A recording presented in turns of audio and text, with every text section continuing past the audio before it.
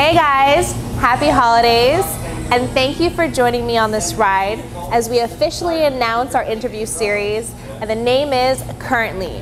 Why currently? It's all about being current, it's all about using your instinct, and it's all about passion.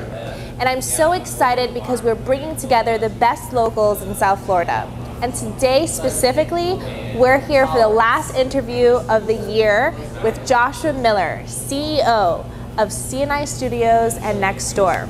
We're gonna dig in deep and learn why he chose Fort Lauderdale. And again, thank you for joining me on the journey. We have an incredible year planned ahead. Let's go inside. So this is the first interview since we have officially launched Currently, and I couldn't be more excited to be here with you, Josh. Thank you for having me. I'm excited. I'm pumped for Currently and pumped for you. Thank you. And you know, as I look around here, you know, I just laugh because we've had conversations about this place and what it means to you and how you don't even need to advertise it. There's something about the allure, people finding it on their own or being introduced by someone else, right? Yeah, I think we just wanted to build a place that felt magical and felt special, felt like you weren't in Fort Lauderdale. And so when you come in, you walk down the hallway, you see these amazing books, you push open the secret bookshelf door and you have another Narnia world kind of revealed to you. You know, we wanted to build something that made people feel something magical. So tell me what CNI Studios, what it is and what it means to you. So I think traditionally CNI Studios is an advertising agency who also produces original content and really connects with the community. So we work with a lot of different brands and organizations and individuals to help get their message out through, I mean, any use of media, whether that be film or video, photography, web, marketing campaigns. We do a lot of that. Then also we have a really strong connection to the community. So we're doing, that's why we even have a coffee shop and a bar next door. We want people to come and hang out and experience this and talk to strangers and build relationships. So that's like big for us. We don't need to have that, it's really just a hobby. But I think that's a big focus for us. And then also just making original content, making films and photo books and things that we want to produce that kind of is like our passion project. So. And does a lot of it happen here, or is it a mixture? I know you're traveling a lot. But I mean, this is home base. So Fort Lauderdale became something super special for us. We kind of stumbled upon it, but then we've been in this studio since 2010 or something like that. So it's been quite a while. So there's 46 people that work here. So every day we're surrounded with a bunch of different diverse people talking about ideas and strategy. And then we also have, we started our company in Washington, D.C. So we still have staff members there and in North Carolina and also in Los Angeles. And then we have one staff member, my bearded friend, Brandon Baker, who is in London. Wow. Yeah. So, okay, let's roll back to time, right? How did you stumble upon Fort Lauderdale? How did that happen? I mean, total accident. I was in Washington, D.C., and I was kind of tired and fed up, and we were thinking New York City or Los Angeles, but we kept getting we got this job with Sun Sports, which is a TV show down here, and filming and editing some of their shows. So I would come down here, work, and go back, and do it again, and do it again, and do it again, and then finally my partners were like, maybe we should do something in Fort Lauderdale. We came down to Fort Lauderdale, and we felt like, man, we can really create something special here. And the town seems so, you know, if you have a New Yorker in LA, yeah, they're really big towns, but they're established, they're done. Right. Fort Lauderdale felt like Legos, like you could just build whatever you wanted to build. You saw that vision. Yeah, and so we did that. The community responded. So when you came here, let's close our eyes for a moment. Tell me, okay, how was Fort Lauderdale when you first arrived, then versus now? Man, I think Fort Lauderdale when we first came in 2008 was, man, I don't want to talk bad about my city, but I think it's not bad. I think it's important for people to know. I think it was just super like limited and like unavailable and one-sided. When I came here, it was like Las Olas, right, and 2nd Street, and we struggled the first couple years because I did not enjoy Fort Lauderdale. I just came from Washington, D.C., full of culture, full of diversity, and Adams Morgan, and history, and buildings that weren't built a year ago, you know? And then we came down here and we're like, so where is it, you know? where is it? Yeah. And then we realized that the thing we were looking for didn't exist. So we had to go build it. And when we came here, it was horrible. Everyone was like, where are you going to be off of? Off Sistrunk? People are getting stabbed, or your cars are getting broken into. And we're like, no, we're building a studio. And we did. And the funny thing was that the community just was like, yes. We found out very quickly they were very supportive. That we weren't the only people that felt that way. We weren't the only people that was looking for that thing. We had nowhere to go when we first came here. So we had to build the place where we wanted to go. And in turn, there was a lot of other people that felt like that. So they started. The community was almost like they were like, yeah, they were like, finally, you know. So that was really cool. So now, as I was pulling up, you know, living here as a local, sometimes you kind of forget, or you just kind of become immune to all the changes that are happening. Yeah. So I've noticed, you know, like Henry's next door. Like, tell me a little bit about all the new, like, I think development is happening, you know, everywhere. So there's a big construction project going on. There's an apartment building on Andrews or something. Henry's came in, and after us a while ago, General Provisions came in, and I think that's a good thing. You know, people that are, I'm glad that people saw C&I as a pioneer and said like, oh, you know, when you see somebody else do it, they're like, well, I think I can do it too. Right. You know, and someone made that leap. Yeah, and so I feel really good. I feel really, you know, me and my team, we feel really like accomplished that we did that, and we paved the way for a lot of other people to come here. Now I think big money is able to capitalize on that. So they're saying, hey, there's a bunch of artists here, there's community here, there's a coffee shop, there's an art walk, we should put a building here, we should put this here, we should put this here. So I think it's all developing, and it's great. And so we welcome that, because I think, you know, what's New York City with one bar, you know? So, you have so it's very great. It's really cool to see it, the whole community start to become like a little city. No, absolutely. And I know you have the last Saturday of every month. That's kind of how looking back, it's been a couple of years since I've been coming here. Sure. That's what drew me initially, was the art walk here. I think it's funny, people that don't know where the art walk is or where Fat Village is, but yeah, I mean, every last Saturday of the month, all the studios on the street, including ours, open up, and we don't just want to show art, we love doing like really cool experiences. We want to like hang out with people and do something really interactive and showcase art and technology and science in a really cool way. Not just like, here's a painting on the wall, but like, can we do something where we jump through that painting? Can we do it with our friends? And so I think we're always trying to one-up ourselves every single time. And it's been a long journey for us. It's been, you know, 8 years of art walks, you know, so we're just, you just have to stay consistent, and I think that's been paying off, and we get to meet great people like you. No, and I actually really love that, because I feel like I lived in New York for a short period of time, but I lived in Miami as well, and I'm definitely a city girl, and I love having inspiration. Sure. So when I stumbled upon here, I was so excited. I think there was an interview that you had mentioned you really wanted to bring strangers together, and I love that, because I felt like that was lacking here. Yeah. So before Compass opened our offices off Las Olas, I was coming here for about a year. I remember that. This was my office. I remember that. And every day I loved it, because I could just walk in and I'd just peek in, and you had one advertising agent, you were doing one big project here, you had cameras, photo shoot, and then you would pull up the... I feel like it's like almost like a Studio 54 in a way. You're so connected that you never know. I'll never forget, we were just like, there's a bunch of people in the coffee shop or something, and we were just hanging out, and The Rock just walked in. He was here for a photo shoot with GQ magazine, and everyone was just like, what in the world? I love that. That stuff is happening here all the time, and we're doing shoots and campaigns and stuff like that, which I think is really cool. And so yeah, I think as it starts to build, I think people want to be connected to that type of stuff, and for us, we want people to like be more open with each other and say like, hey, you should meet this person. And I think the space makes you feel like you could just talk to somebody and not be creepy. Well, and it's great too, because if you're here for a long period of time, you have the coffee shop, happy hour opens, and it's a bar. Absolutely. So that's great. Absolutely. And then also, like, we're working 24/7 all the time, so it the beverages help. Yes. So I was actually on the website, and I saw a lot of Millers. Yeah. You know. Yeah. So I want to talk. how has it been working with family? Yeah. And then just talk a little bit about the team. Yeah, so family, a lot of people say don't work with family, and I think that's probably true for a lot. My family works really well together. You know, my brother runs the company, and my younger brother, and he's our general manager, and he's incredible.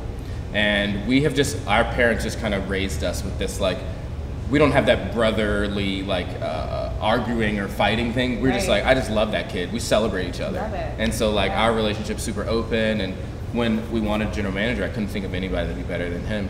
And so he runs the company, and my dad has been the CFO of the brand forever, and his wisdom and guidance. He's actually up for CFO of the year. Wow, really? Yeah. He's a finalist, which is really, really cool. Oh, wow. For like South Florida Business Journal, so I'm pretty pumped on that. Awesome. But yeah, I think Pops. so that's been great, and the team in general. I think CNI is hard because people do come and go here, and I think people think that is a bad thing, but I think that, like, turnover can be a really good thing because we want people that really want to be here, and then also, like, we want the best talent for our clients all the time, and sometimes that may not be this person, or it may be, and so we have found that, like, the people that are here, I mean, the most creative, innovative, weird, out of the box thinkers from a super diverse background. We've had people from Haiti that work here, people from Saudi Arabia, and so those perspectives about a project, that's why we do so well. Especially when you're doing these global campaigns. Absolutely. That you need to target. And then also just being inclusive, right? So, like, just doing campaigns and saying, like, hey, that might not be the right angle here. Right. We might be isolating a group of people that we may not have thought of. Thinking a little too small here. Right, but those people are usually on our team and say, hey, have you thought about this from the point of a woman? Have you thought of this from the point of someone from the Middle East? You know, and bringing that to the project for our clients has been like, oh yeah, it makes you look at, like, photo campaigns differently. Like, are we representing the world? Everyone, right. Or are we looking really like 1920s? So travel is definitely a big component. Actually, thank you for meeting with me. I had to schedule an interview to get this much time with you. You know, you're traveling. I know you have offices, West Coast, all over. But how has travel been for you? What has that done? It's hard. I think people that say they like travel just haven't traveled a lot. If you really travel a lot, you just want to jump off a bridge. So we travel a lot. We don't want you to do that. No bridge jumping. No. People that are watching, talk to a therapist. They're great. But I think another time we'll talk about that. But no, we travel a ton, and so we have our office in LA. My business partner's out there a lot, and then but we shoot wherever, and then we have our nonprofit. So our nonprofit, all those organizations are international. So we work with an organization in Guatemala, in Nicaragua, and in Zambia, Africa. We just signed on another one in India, so we're going there in February. Wow, that's why you're going to India. Yeah, that's why I'm going to India, and then we're opening up a New York office in January. So now we are gonna be it's gonna be pretty exciting. So now we're gonna be like a week in Fort Lauderdale, maybe a week in LA, week in New York, and heading up everywhere. Yeah, so we've been living on a steady diet of, like, JetBlue and Alaska. I think bought Virgin, so we've been on them a bunch. So you're getting your points. My God. So yeah, it's tough. The traveling this year is outrageously tough. Well, I'm glad you're doing it though, because you're spreading the word and. Yeah, I think it's really cool. I think it's exciting to be able to see different areas, and especially for their nonprofit, like seeing different cultures and how those things, what people experience there versus what we experience here, has been eye-opening. And then also you see what you're made of out there, like when you're traveling, and you see, like, can you do this? Can you endure it? Right. And so for us, it's been awesome that we've been able to. So talking about your nonprofit, CNI Reach. Yes. So you officially launched it, I remember, in October, right? So we had a huge event called Beyond in October. Beyond, yeah. The nonprofit's been open since 2009. Okay. But we just haven't done much with it. Okay. So we hired an executive director finally. To really, take it off. Yeah, her name's Beth Bryant. So she came in and really, like, brought it to life, which has been awesome. And I wasn't able to make it, but I thought it was such a great way of incorporating technology with a human touch, which for me, that's why I love the company I work with. We're about community, but also going with technology and how you really can, I think technology can be like a gift and a curse. Right. At our event called Beyond, it was definitely a gift. Like, we wanted people to see and feel what Zambia, Africa felt like, and we couldn't think of a better way to do that than, you know, putting VR, putting the Oculus on, and then you'd be immersed in like, this is exactly what it feels like. The sounds and the visual, immersed in 360. So we did that. It was like this very cool, like, art and tech and doing good all kind of put together. So, and it was just like the complete opposite of these stuffy nonprofit events that we see a lot. So who came up with that idea? Like, what we all did. You were there and yeah. you all recorded it? We all did. We were just thinking like, what do we do with this great event? And so the team comes together and we have brainstorming sessions, and that came out, and we got this awesome 360 camera, and we took that bad boy around and produced these really cool videos. Yeah, it was really awesome. So where did your sense of community come from? Because I think this is like a common theme across the board. I think people matter. I think that's the secret sauce of this company. I think amazing things happen when you get people together. Like even our company, there's a lot of like first name, last name photographers, you know, or first name, last name marketing people or video, whatever you want to say. We wanted to build CNI and literally say this isn't about Josh Miller or it's not about anybody on our team. What happens when people come together is like magical. And so we took that's what we get to experience here on a daily basis. And I think there's that really great quote that like, if you want to go fast, go alone. But if you want to go far, go together. And so I think that's what we experience here on a daily basis. So we thought if we could take a little bit of this and do stuff for our community, even better. You know, we do a music festival here every year called For the Love. For no reason. We don't make any money from it. We just like music. Open your doors. Yeah, just like we should have people play here, like for no reason. We're an advertising agency. Why are we doing that? Just because we think we should be doing stuff for the area that we're in, and to the town, the city that supported us. So. And I'm very happy you came here. Okay. Speaking of, we were just, the train, I just heard it came by. It did. The Brightline train. It did. Which I'm very thankful for because I travel a lot between West Palm, Miami. Yeah. And I think that's been a blessing. I was actually just at an event called Rise in Fort Lauderdale Neighborhood. Okay. BizNow. Okay. And I thought it was fascinating because it really put the perspective of what was happening in Fort Lauderdale on the table. There's a lot of people from out of state and from Palm Beach and Miami. Alan Hooper was on the panel. Love Hooper. Very passionate. Love Hooper. I love it. It was just like right in your face. You know, he's been a catalyst for development. We need more people like that guy. Yeah. And his team at Urban Street and what they're doing, I think is really awesome. And I think they keep pushing the boundaries of what should be. So I really enjoy, I think, what Fort Lauderdale is becoming. And seeing stuff like the Brightline pop up, like you said, is great. Like more stuff like that, I think, is where is what the town needs. So you're happy with the direction of? Yeah, I think it's more. I think we're not pushing the boundaries enough. Okay. I think we're not going wild enough. To be quite honest, like you see all these apartment buildings pop up everywhere, but I'm like, there's not enough people to live in them, and there's not enough things for those people who live in them to do. Right. To keep them here. Right. So let's focus on some of that. I would love to see more stuff like that come in, more venues, more galleries, more bars and restaurants, and also catalysts for people that are like doing really cool things. Yeah.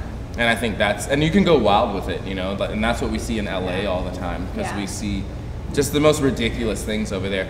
They had this really cool thing that I was just at, because we were at the Chamber event in LA, and every building that is built downtown is required to have an artistic element, a visual artistic element to that building. Really? Yeah, on the facade. Like you can't build a building unless you're going to do an art piece, and stuff like that is like, wow, they've like made a really good mandate, you know? So that means all your buildings aren't going to be stale and crusty and the same cookie cutter thing. It's going to have this like wild side to it, and that's like LA. So I think we could keep pushing the boundaries and doing more. And then I think you find that people want to live in those type of towns. Yeah. And I think you'll find that more in Flagler, that as people do stuff, people don't want to live here because there's an apartment building. They want to live here because what's around that apartment building. What's that area? They got the Brightline here. There's that cool coffee shop and blah blah blah. And then I think I like what you guys do at Compass, because you guys are connecting those people in those areas. So I think that's pretty cool. And that's what I lived in the lofts right across, and I loved it because it was just very creative, and I could like live off of that vibe, which I thought was really cool. what do you see, or what are you bringing? That maybe that's coming soon. Yeah. Everything that we should be. What's next? I think what's really cool we're working on right now is we just worked on a really cool film that we shot here in Fort Lauderdale, Florida, and and there's the bright line, speaking of the devil. We shot this awesome film here in Fort Lauderdale and in Brooklyn and in Manhattan.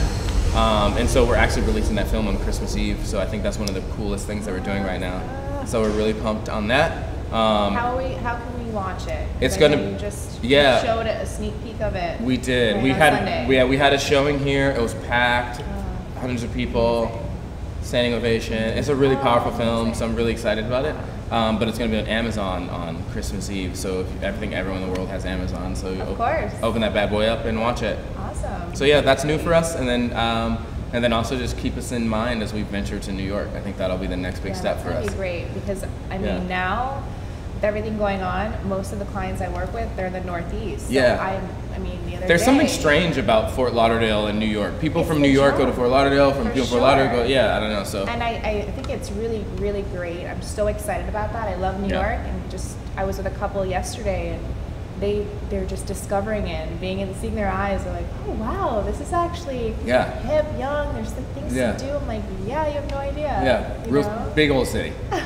So we're really excited about that. So next year's looking good.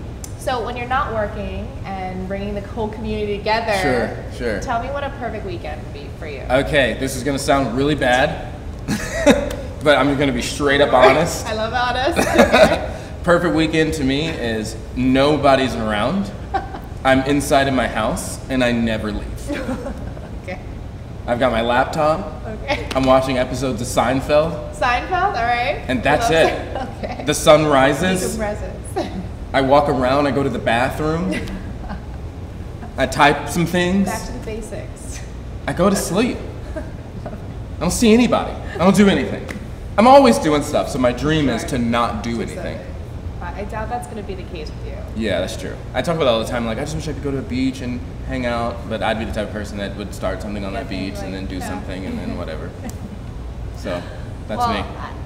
Thank you so much for spending the evening. It's always a pleasure. Yeah, thanks for having me. It's one of my favorite places. Yeah, I'm super excited that you're doing this. I think it's going to be really cool. And so, thanks for having me. Stay tuned, everyone. Cheers. Thanks. Cheers.